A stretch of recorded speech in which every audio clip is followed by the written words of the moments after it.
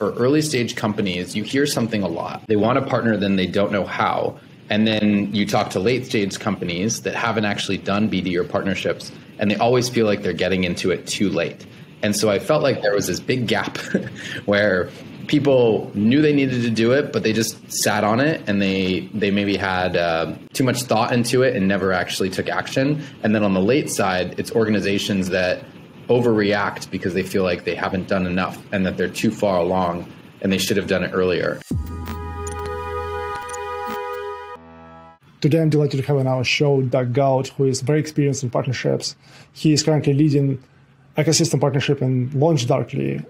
And before that, he was in AWS, leading partnership with startups. And before that, he was in Microsoft. Before Microsoft, he was building community in a VC company. So he has a lot of great experience in partnerships. And I'm really fascinated what he learned managing partnership in all those companies. Specifically, very interesting concept about minimal viable partnerships, which we dig deeper later on.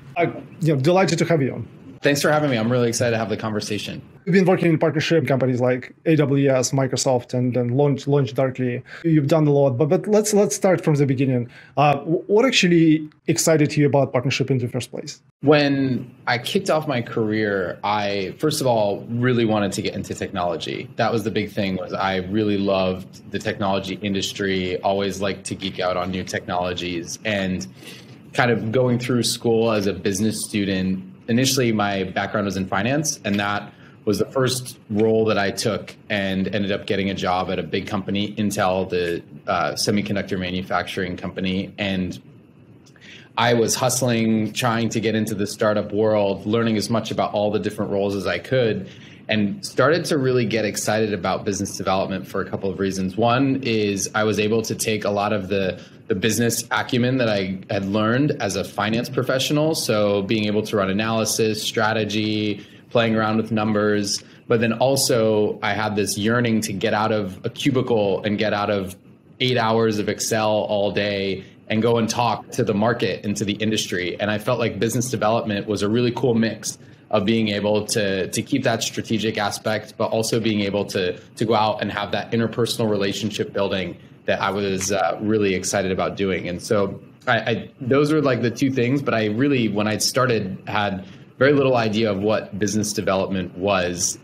As I've started to learn, there's many different types of roles within business development and partnerships, and I've kind of navigated towards where I feel like I make the biggest impact. Exactly. You build communities. You was working on business development, and now you build in ecosystem partnerships. Can you explain what's your take on how these different ways of doing partnerships in different companies stack up into some sort of a holistic picture? One of the biggest takeaways that I've learned across all those different companies that you've mentioned is that there's two things that are really important. It's engagement and value creation. And whether that's, I was at a venture firm called Kairos and led the global community there, very similar approach. It was, are we actually engaging our community and keeping people bought into the mission of what we're trying to accomplish? And then also, are we mutually creating value? So are we making it really clear what those community members are supposed to be doing, as well as making it clear to them what we as an organization are responsible for delivering?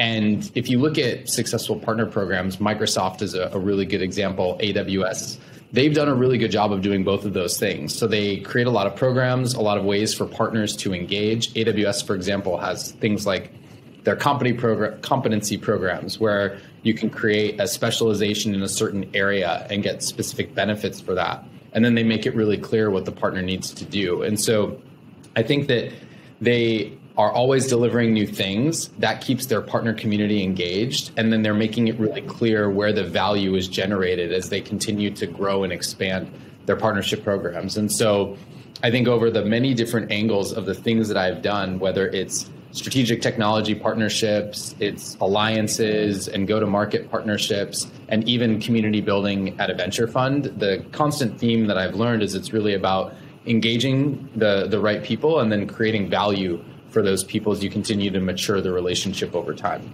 That's really great insight about value creation. But let's dig deeper in a little bit on that. So you was a venture company, like building community, and then like in Microsoft, like how do you differentiate in your mind like between ecosystem and alliances and like communities, for example, and business development, which is like a extra bonus layer, I would say? Yeah, they're all very neatly woven together. It's all about the way that your company is engaging the outside world and the way that you give and get value from the outside world. And so when you look at ecosystem is about being strategically engaged with the right key players and then having points of product interoperability or technology partnerships to be able to drive the influence through the broader market, along with some of these other technology vendors.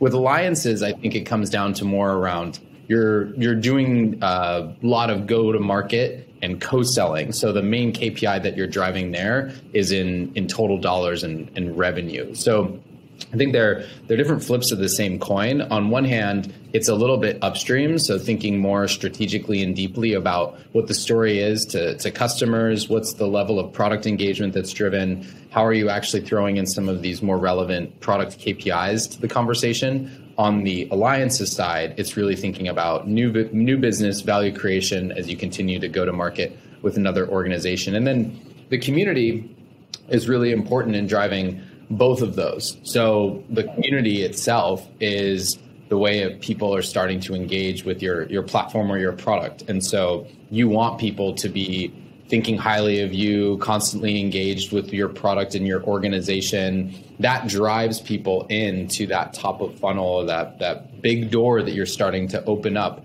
so that everybody is able to find a place within the product or technology that you're building. And so I think that having a strong rooting in community has been helpful for me as I continue to build my career, thinking about, for example, ways that we not only connect with our partners or people who are building technologies to interact with our technology or our platform, but also ways that we can potentially connect those people with each other. So as we continue to grow, how are we adding value by bringing some of these other groups that are like-minded together? And that continues to make our position in the market stronger. It makes us more of a kind of a planet that others end up orbiting around as we continue to grow and mature. What's interesting about you that you have both actually like top-down understanding through your finance background, and then obviously like a bottom-up also based on communities. Just going back to your examples of definition like partnerships and alliances, how do you see this subject matter, which is business development and channel in general, how it's evolving in the last like 10 years? Like what is changing? And maybe if you give like a couple of examples from any of your great companies you worked on, would be fantastic. Yeah, it's a really great question, because I think when I started my business development journey, I found that a lot of roles that were titled as business development were actually sales roles. And there was a very strong connotation to channel when you would talk about business development. But as organizations, through the development of, for example, APIs, becoming much more available, organizations starting to build out much more strategy around being a platform, it started to evolve into thinking more about ways that you can, again, build a piece of technology that other people can plug into, and you can plug into other people's technologies. And so I think that's where the phrase ecosystem over the last couple of years has started to really catch hold. But if you look at when I first started, it was interesting to see the evolution, because you had a lot of business development, again, focused really on channel. And then that started to evolve into everybody building a marketplace. So there was, I feel like, a period where marketplaces became this really hot topic and everybody started to build them up. I think that's subsided. And now what's become a lot more clear is every organization, every company wants to become a platform company. And these roles of ecosystem are about really driving a lot more value into that platform strategy. So defining the platform strategy of saying, this is the programmatic way. We, for example, have a technology partner program.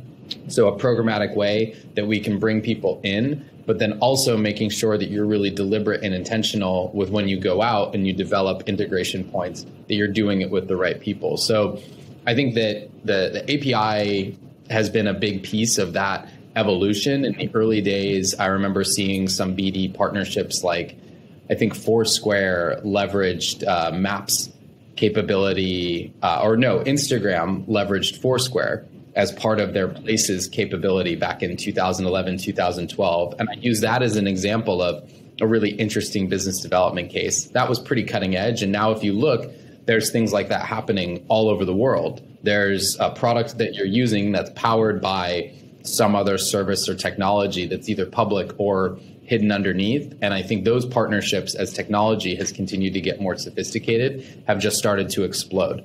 So it's, again, kind of touching on originally it was all about channel, and everything was really about focusing on driving deals through either partner channels or resellers. And now it's become much more about this ecosystem as a topic of conversation and helping organizations develop that around their platform strategy.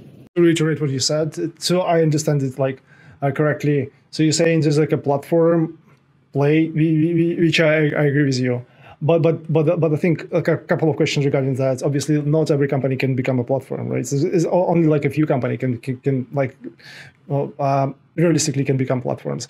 So like there's a platform, and then there's a bunch of partners who integrate with you through the platform. And then you're saying that on top of that, you build ecosystem partners. The ecosystem is like almost like a mythical kind of subject. Everyone is like talking about ecosystem these days, and I think very few people actually like have a clear understanding. And I think you probably one of them. So sorry for digging deeper into that. Yeah, no, I think that the importance around ecosystem is prioritization and strategy at a high level. So we've started to develop internally frameworks about how we think about going and working with other providers within our space. I'll take a step back and say also, you made the comment that not every company is a platform company. And I agree. I think that a lot of companies might have a tendency or an urge to over partner or over platform themselves.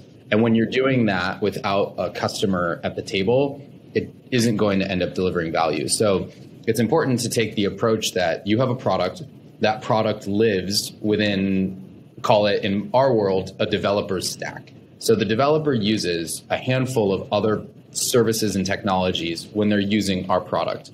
We want to understand which ones are the most relevant, which are the ones that are either upstream or downstream from that developer. So are there folks that are on the product side or customer support side that are also getting value? And then who are the relevant players within that space? And how do we extend the value of our product into those areas? So the first day that we do it is really about understanding what that customer product journey looks like, and then thinking about that prioritization and strategy. So making sure that we go in and we work with the top providers that help us execute on what some of our high-level company goals are and product goals are. So that's the big piece with the ecosystem. And then within that, I think it's about the three things. One is making sure that we're always at the table. We're always a part of the conversation. So we're aligning roadmaps. We're getting executive engagement at a handful of our key partners. The second one is making sure that we have really outstanding platform and technology that others can develop on, and that we have a technology partner program that makes it really easy for people to come in and work with us at a programmatic level.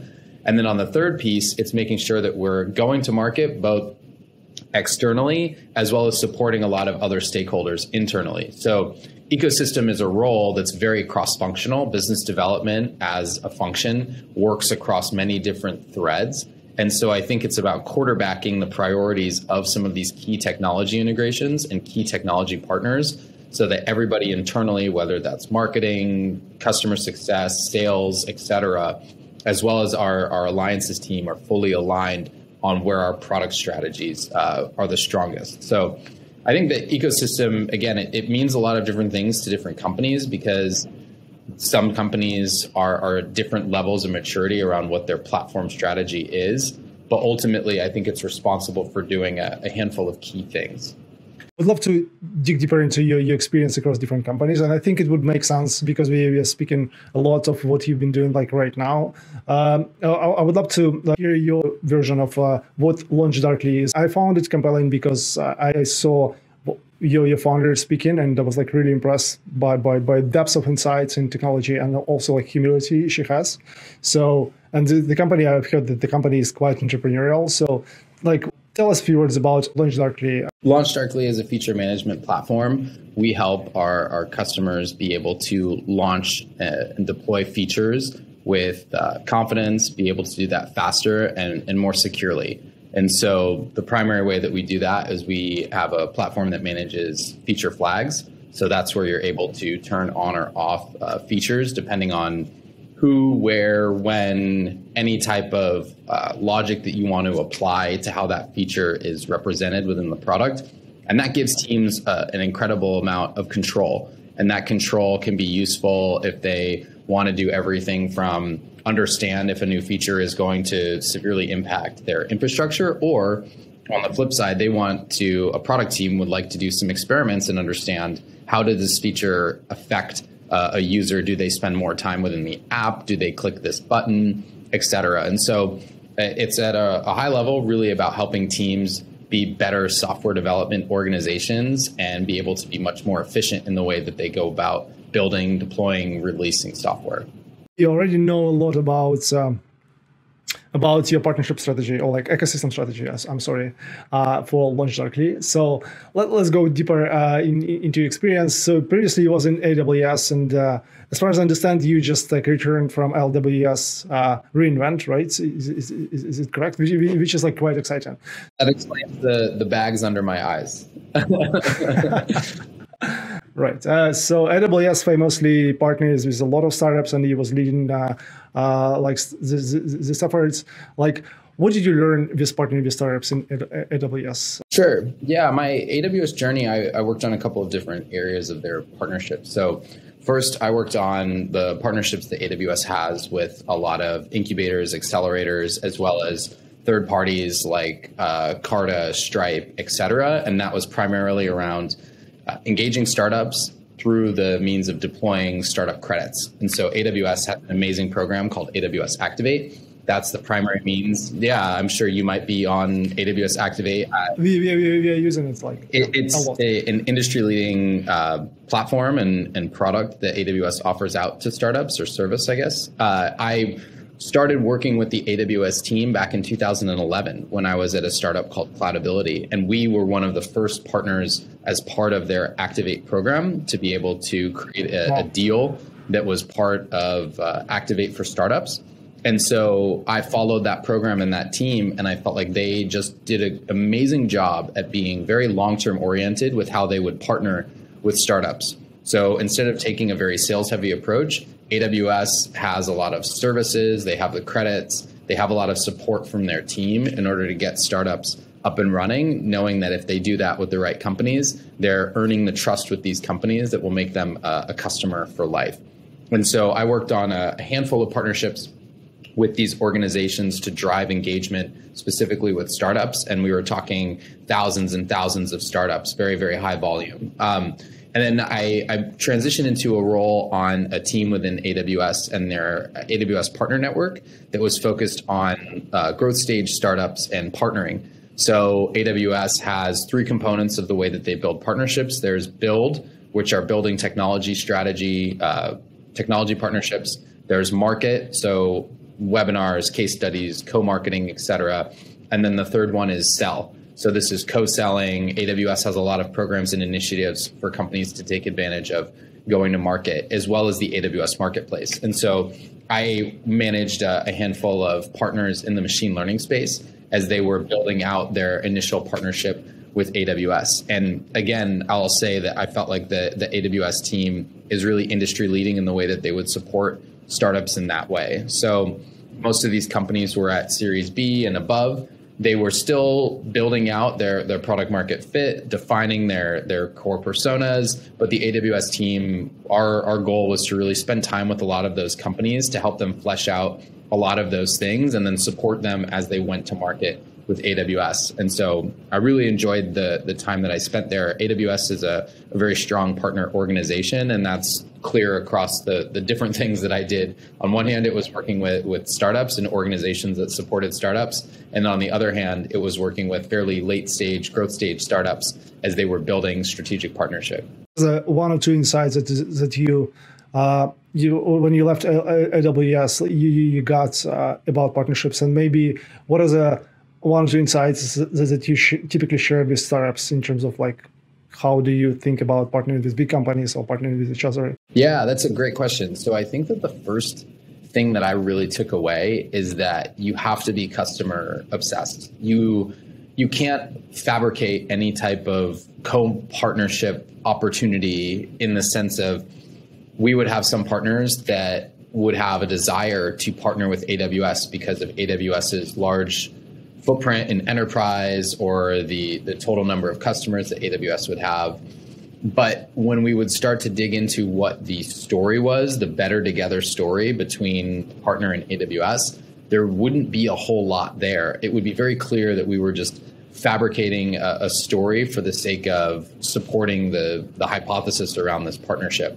And so I found that the most compelling partnerships were really around when there's customers that are getting true value or telling you that they're going to get true value out of these technologies working together. And so I found that the better together story, it has to be very crisp, clear, something that can be described within a couple of sentences. You know, if you start to kind of ramble on about, well, we want to partner with AWS because we see opportunity, co-to-market, co-sell, yada, yada. Like, customers don't care about that. What the customer really wants to know is, what's the value of using AWS and the partners product together? And the partners that really got that were the partners that spent time understanding their own product, their own customers, and then being able to bring that perspective back to AWS. And that would allow us to start to do some discovery. Whereas partners who would come with a very, call it like revenue sales perspective and say, we want to go drive $1 million of co-sale with AWS tomorrow. How do we figure that out? And those type of conversations were always very uncomfortable because there's no easy answer. There's no easy, fix to being able to solve for that. It was always about, what does the customer really want? How do we build that story? And then how do we package it up so that not just the partner, but also AWS can go out and tell it to the market? And so that was my biggest insight, is the biggest thing is the better together story. It has to be crisp and clear, and it's got to be something that both organizations feel like they're really bought into.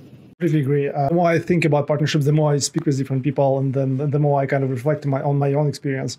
It does seem that this customer obsession that Amazon is a big advocate, like a leader essentially, is the crucial component. Before AWS and after AWS, you have a lot of different great experiences. And one of the concepts that I liked you mentioned in our previous conversation was minimal viable partnership. I found it really fascinating. It's definitely not something that I had on day one of my business development career. And it's something that I have learned over failure as I've been in new roles and understood things from different angles. But what I've really started to discuss, and this was something I worked on with a lot of early stage startups when I was at AWS, was the concept of this minimum viable product. And so it was really about taking an iterative approach. Amazon has this concept of a two-way door. And so that's whatever you go in, you can just as easily come out. And I think for early stage companies, you hear something a lot, which is that they want a partner, then they don't know how. And then you talk to late stage companies that haven't actually done BD or partnerships, and they always feel like they're getting into it too late.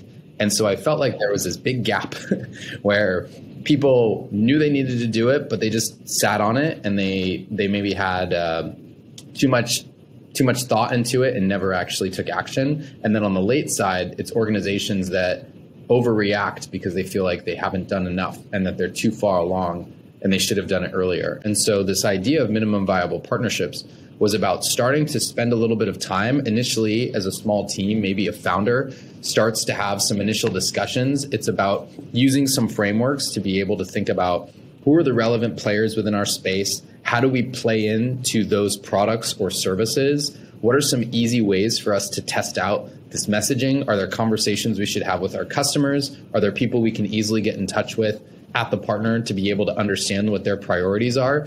And just come up with a very simple and clean hypothesis that gives you something to start testing on. And I was encouraging companies, even at the seed stage, to start doing that, because what you do is you start to build that out as a foundation. You start to collect some of this data to know, hey, there's this huge company and they seem like they're an obvious partner, but we've actually tried to have discussions with them and it doesn't work because their priorities are this and ours are this. And I think that it's important you can have those conversations and gather that information without, for example, even having a dedicated full-time business development person. So I think it's important for a startup to be able to take this minimum viable partnerships concept, think about what is the most iterative way that you can start to build out a partnerships function, and then ultimately start to do that mapping and think about who the relevant players are. And you have data to support what you could do with those partners. And then you bring people in to be able to accelerate that. Whereas I think a lot of startups, what they'll do is they will go from like binary 0, we have nothing going on from the partnership perspective, to 1. Now we've been able to develop this partnership perspective because we hired one person as the BD person and they have to figure it all out themselves. And they're walking in with nothing from day one. And so I think that it's important for teams to be able to set themselves up for success through doing this minimum viable partnerships. You almost like feel that it is coming from a lot of experience. I found it like really insightful and fascinating. Quick question regarding this minimum viable partnership, just like who should be doing it in terms of like within the company? You're saying it could be founder or it could be the first BD person.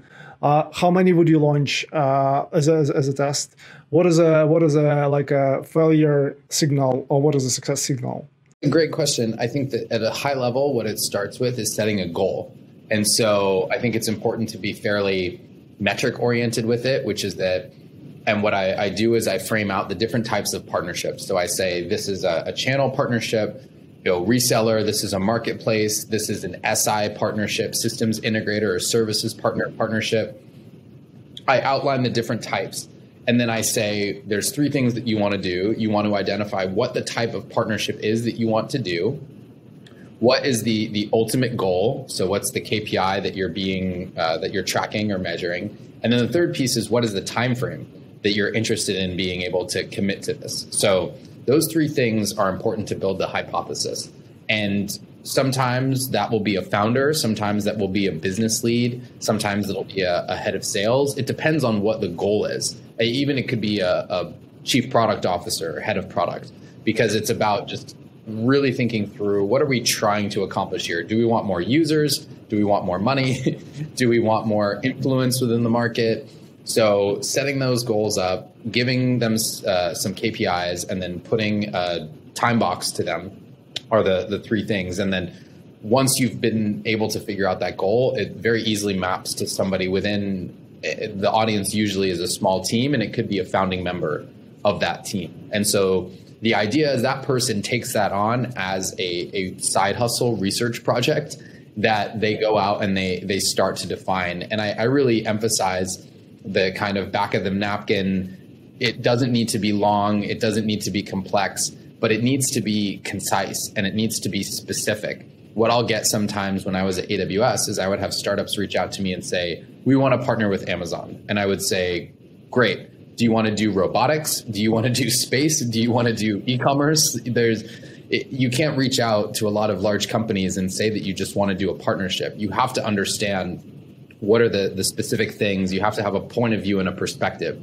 So I really encourage teams to develop that using that goal setting framework. And then once you've developed the perspective, then you can go shop that around and see if people actually are interested. And so I've pushed to startups, here's the framework on how to write a really strong cold email that you can send to somebody at an organization so that they could potentially forward or get back to you around what the conversation should be. I think it's all about capturing information and finding out who within the market, who within the industry actually cares about what you're doing, and will they actually help you towards your goal of adopting whatever the KPI is, if it's users, if it's cloud influence, if it's revenue, et cetera. And so getting back to the minimum viable partnerships framework, it starts with goal setting, And that makes it very clear on who's accountable and ownable, who owns that. And then from there, it's about giving that time-boxed ability to drive specific KPIs so that you're feeling like there's some momentum. And then what I encourage teams to do, and I say, is part of the minimum viable product concept is that it's not the right time for you to partner, and that's okay. And so it's about giving an effort versus, again, like some teams will do, is they will do 0 all the way until they're fairly late stage and they'll feel like they've completely underinvested in this function. I'll tell them it's important to just gather information about what you should be doing within the space and then layering on top of it when it's appropriate. But for some companies, if they don't even have product market fit, it's good for them to go out and have some conversations, but ultimately they have a lot more work they need to do internally that's going to help get them towards where they need to be as a company. That makes sense. But like in your mind, the minimum like viable partnership framework time-wise, is it like 3 months, half a year, or what's the time frames that I generally encourage months. I say it's important to give this not 1 month, but within a few months to go out, to go have some of these conversations and collect information. Because again, you want to make a decision. A lot of founders, they need to think about, do we want to hire somebody to do business development? Is this something that we need to be building out today? And ultimately, what I encourage them to do is go out and learn first about what is going on within the industry and how you can connect to that through the minimum viable partnerships model. And then you give somebody the ability to go and scale that into multi-year type of partnerships. So it's a good way to de-risk bringing people onto the team to specifically be driving BD as a function. I think we should have like a second episode for specifically details, but as of right now, I really appreciate your time. It's been my pleasure. Thank you so much, Roman.